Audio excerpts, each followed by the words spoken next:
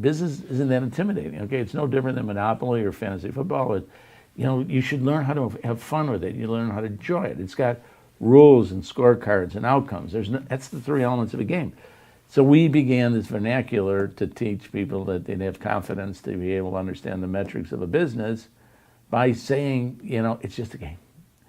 Well, somebody picked that up as a real hot phrase, and all of a sudden somebody wrote an article about us, and then we went to a seminar and we were telling people about this crazy methodology of teaching hourly, salary, everybody, all our numbers, and people then started to attend and go into these classrooms, and we were trying to figure out what the heck, this isn't rocket science, it's common sense. And one person went by and saw a room full of people and came to us and said, "You want to write a book on this stuff?"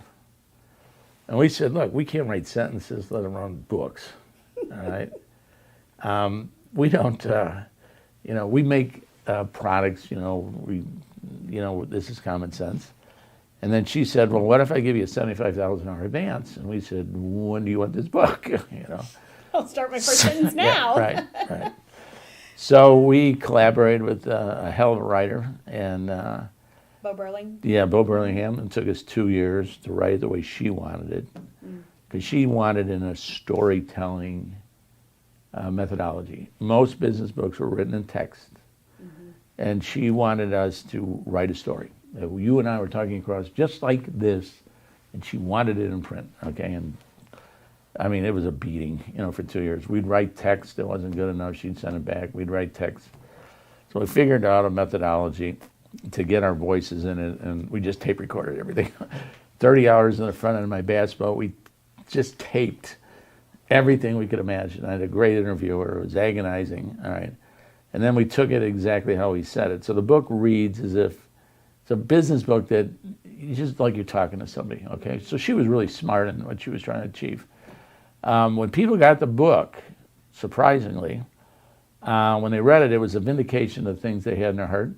It was a strange response. The response was, I always thought this was right, but I just didn't know anybody doing it.